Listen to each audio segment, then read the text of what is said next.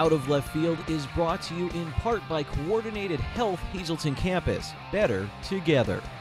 Hey everyone, it's time to take a look at sports from left field. It's a bit of a different view and I hope you enjoy it. One of my favorite songs of all time is Tim McGraw's How Bad Do You Want It? McGraw points out that he gets to make his living doing what he loves. Sometimes he gives his heart and soul, and sometimes that's not enough. I thought of that song constantly as I was putting together this story on the MMI girls basketball program as the players, coaches, and administration tried to build a winner in Freeland while having some fun and making some lifelong friendships.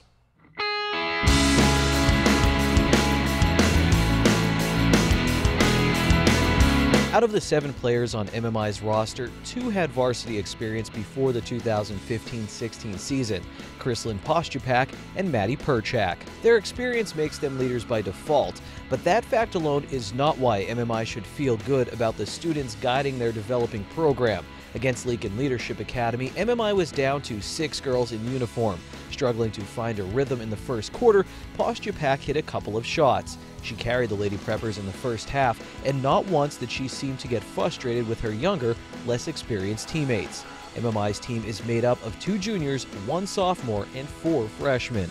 It is challenging, but at practices, if we can see them doing something wrong, we'll give them some tips.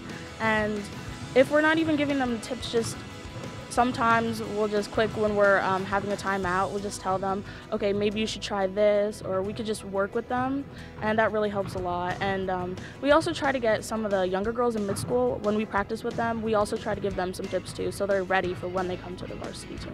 Postupak has been playing basketball since 3rd grade. She took her sophomore year off and is happy to be back on the court as a junior. MMI has yet to win a game this season, but Postupak has faith in herself, her teammates, and her coaches. I think this season we definitely are coming out a lot stronger. We're building up, we're setting the foundation for the next years to come, and I think we're actually, towards the end of the season, we're definitely going to have a stronger team and a better team, and we're going to definitely get some wins finally. While Postupak was racking up points in the first half, MMI's other leader, Maddie Perchak, was uncharacteristically racking up fouls. The sophomore had 4 fouls heading into halftime. With only 6 girls available that day, Perchak never picked up her 5th foul, but she did pour in 8 points in the second half, and she finished as the Lady Preppers' leading scorer with 12 points. There definitely is something to build on.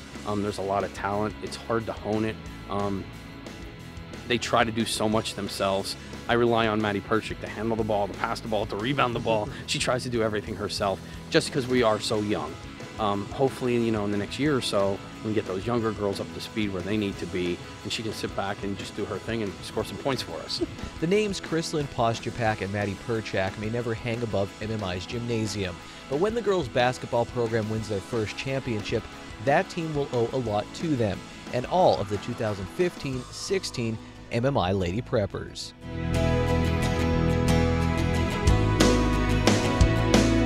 Down by almost 30 points in the 3rd quarter against Lincoln Leadership Academy, the MMI girls basketball team called the timeout.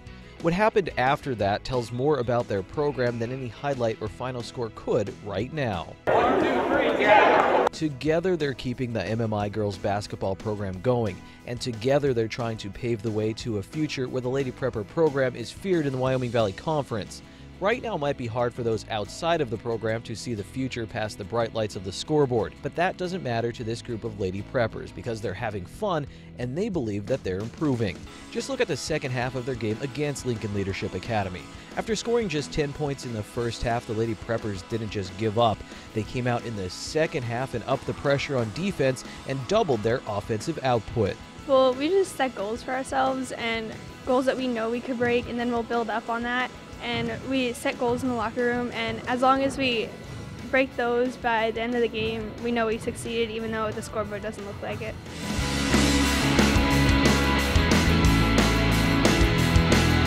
They say what doesn't kill you makes you stronger.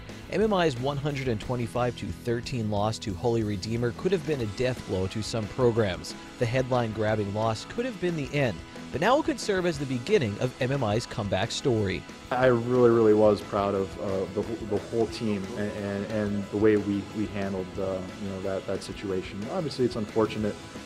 Nobody wants to get beat by 100 points. But I was proud of the way we bounced back. And the next day, all of our girls, we had 7 girls on the team last year, all 7 girls, our coaching staff was here in the gym trying to get better for the next game. And it was kind of just forgotten about. Like, it was just another game. Unfortunately, so, it kept getting brought up by, the media and certain groups, but our girls kind of rallied around that, and it made them closer. And I'd be interested to see how, a couple of years from now, how that team kind of continues to stay close, and knowing that, the battles that they went through last season. So I was very, very proud of the way they handled it. Maddie Perchak is the only current player who was on the roster for that game. I think it did probably bring us closer together because we all went through that bad experience. Yeah. But we kind of laughed about it because what do you do for that? Yeah. So I think we're all friends. Everyone that graduated, we're still really good friends. And my friends that aren't playing this year, we're still best friends, so it works. Molding friendships and memories is what MMI's athletic director Jason Tribbett wants the girls to get out of the high school basketball experience. With that said, he also knows the importance of winning. Winning is important. It's not the only thing, obviously. There's so much other great things that sports provide than winning and losing. But when you're playing, the scoreboard gets turned on. Obviously, there's a winner and a loser, and you want to be on that winning side. That doesn't mean you have to win every game, but you want it to be competitive, and you want to be a close game. I mean, obviously, the more you win, the more you get recognized. The more the media covers you, the newspaper, television. The more everybody around gets excited about winning teams. So that could bring in college scouts and could get girls recognized if they have the interest in playing the sport in college. So that does kind of come hand in hand with that recognition.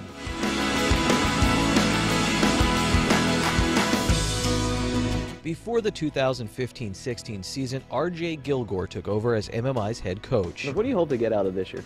I hope to get a culture change. For a long time, basketball has not been a main focus here. To make that happen, you got to get involvement.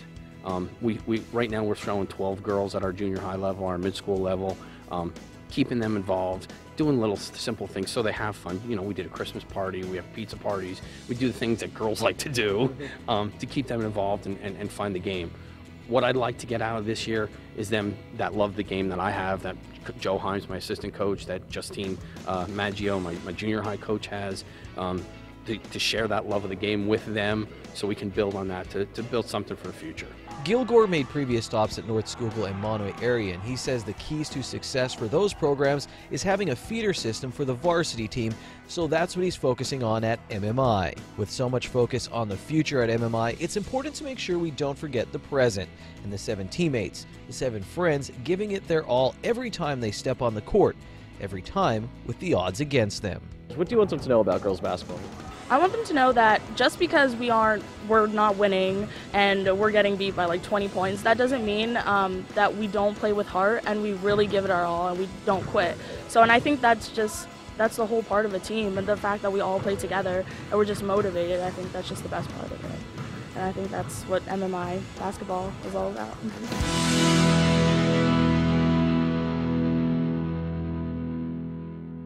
Coming up on Out of Left Field, we'll hear some colorful stories about the historic St. Joseph's Gym in Hazleton.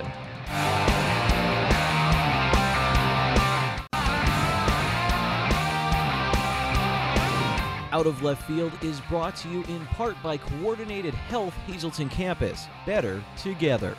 Thanks for coming back, and please gather round because it's story time on Out of Left Field. Almost everyone in Hazleton has a story about St. Joe's Gym on Laurel Street. Now that the building is being used by Holy Family Academy and Pennsylvania Premier Wrestling, a whole new generation will grow up with memories. Well, I think back on watching ECW wrestling there with my buddies and learning some new vocabulary in the process. Here's part 1 of a 2-part series on the historic gym that was home of a group of high school basketball teams and some really great bingo games. Here we go.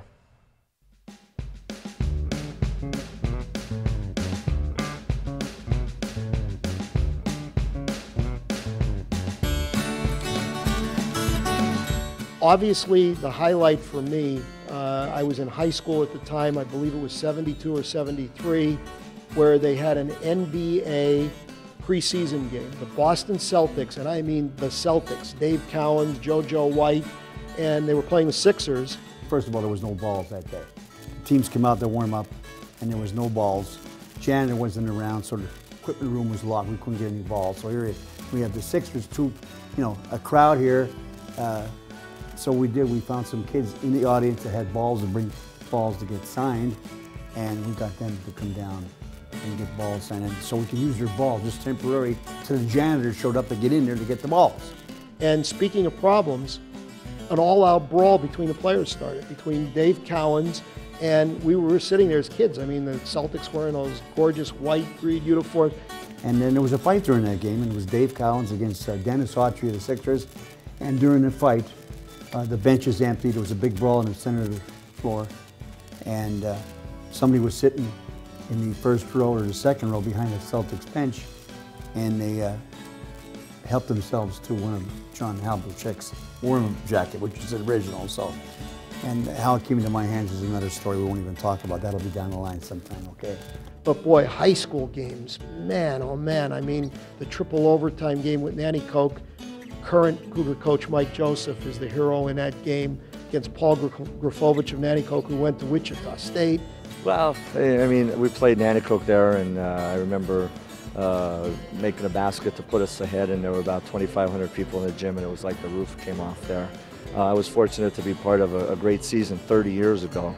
This is the 30th anniversary of that first team that Coach Leib had here at Hazleton. High school basketball games, whether Mr. Libinati was the coach at that time, eventually Mr. Schaefer, friends of mine like Michael Palumbo, even when Wally Kistart was playing,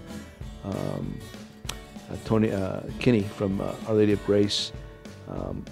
It was spectacular. I mean, see, these are the things that's why we're doing what we're doing right now with the Hazleton Integration Project. I want the kids to have those same memories, you know, and they don't. I'm here to tell you they don't. My brother almost wanted to go after the timekeeper because he was too long with the buzzer, and Hazel lost the game to Nanticoke back in maybe in the mid-'70s. But there's been so many classic games. You can't. I remember Henry Pankara having a great game, bank shot against Jim Thorpe, and they won the championship. And I remember when Weatherly scored 8 points in the last 15 seconds, they ended up tying in the beating of St. Gabriel's for a championship game in the Anthracite League. So there's so many good memories. I could keep you going here for an hour on different games. St. Joe's was awesome. I mean, I do remember seeing the Globetrotters there. I do remember seeing a JoJo Gunn in Black Oak, Arkansas concert there. But more than all of that, I remember seeing the Hazleton Hawks play there.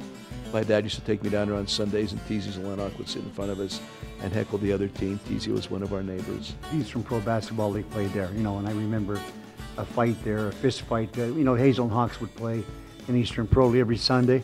They won every home game and lost every away game. But George Feigenbaum from the Hawks got in a fist fight with Danny Finn, and they fought down there by the south wall, and they were slugging it out. They went through the side doors out into 5th Street in the snowbank and had a hell of a fight. It was really, really unbelievable. A terrific moment that I remember. This was like the mecca, not just of the sporting world, but of any type of gathering where some building can hold 3,500 people, and surprisingly, this is and was the only building in the city that can house that many people. So that's why everything took place here, and that's why it has such a rich history and rich tradition. He said a lot of people called it the zoo. A lot of people call it the zoo, and they call it. I think that they picked up that name, and some people got offended by the St. Joseph's people.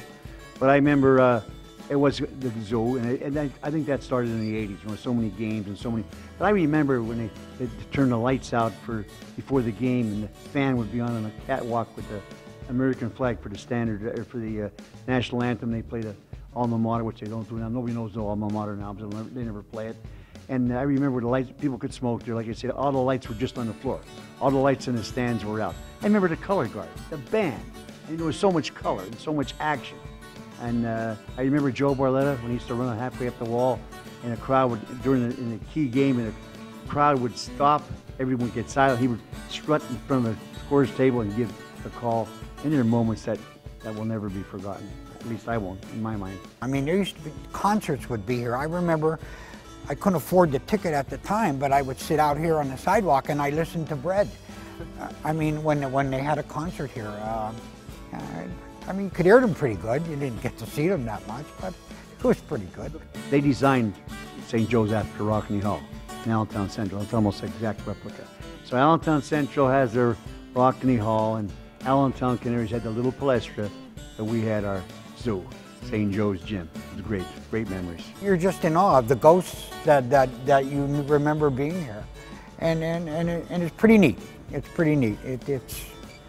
It's neat to know. Out of left field, we'll be right back with a guide to playing football at the highest levels, featuring some former NFL players.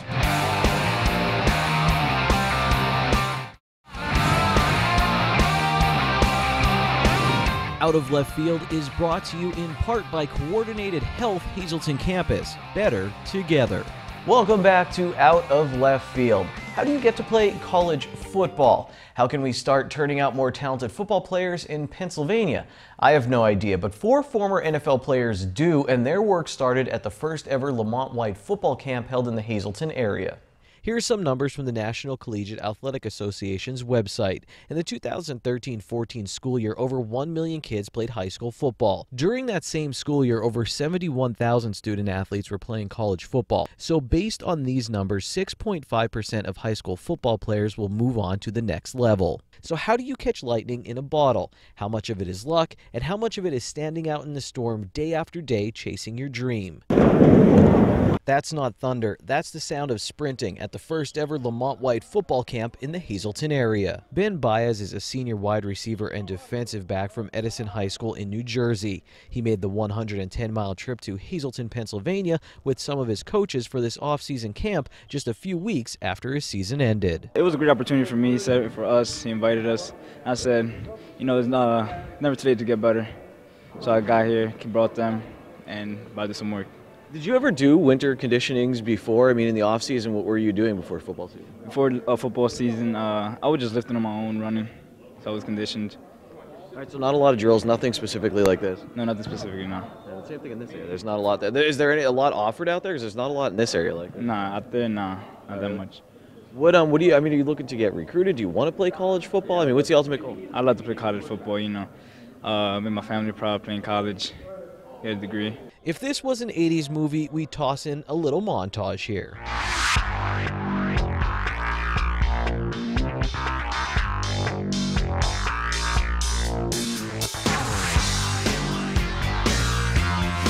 And poof, Baez would be sitting in the locker room getting ready for his first major college football game. Unfortunately, life doesn't work like an 80s movie. You have to put the work in. You have to be present, rep after rep after rep. Aaron Beasley is one of the instructors at this camp, and he says the best way to advance your game is to do more reps. He says he didn't get enough reps in high school. Beasley wasn't heavily recruited and ended up at the Valley Forge Military Academy. With more reps, he eventually found himself at West Virginia University, where he became an All-American. After that, it was on to a 9-year career in the National Football League. Beasley is originally from Pottstown, Pennsylvania, and he's now the governor of the Commonwealth for the National Youth Football Organization. He wants to bring spring leagues to the Hazleton area. And I'm watching the Florida State game, and one of the announcers is talking about there's 2 sports in Florida. There's football and there's spring football. And it was like an epiphany, because I was like, man, that's exactly what I'm trying to bring up here, because those guys have an advantage because, you know, they work on their game from August to August. You know, it's like they go year round with football. And, you know, just having the opportunity to get more reps is what I'm trying to bring. Imagine you're making a grilled cheese. Now imagine celebrity chef Bobby Flay is in your kitchen with you while you're making that grilled cheese. That's kind of what the first Lamont-wide football camp was like. It didn't matter how old you were or what skill level you were at, 4 former NFL players watched your every move to make sure each drill was done right. It might not sound like a fun Saturday morning to some of you, but these kids all have dreams of being great football players, and a lot of them want to play in college. Are you still feeling it from the season? I mean, are you still recovering? Yeah, still recovering. Body still a little aches and pains, but you know, we are. Why do you want to push through it? Why are you so serious about it?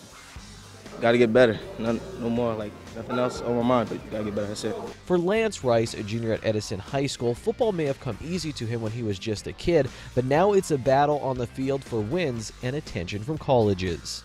Playing ever since flag, I was like 5 years old, so I just loved it ever since, you know. Do you remember playing flag football, man? Do you remember like a big play you had? Or I mean, you know, like when you little, I was a big dude, so like, you know, I was the biggest guy always scoring on everybody, but now they caught up to me, so.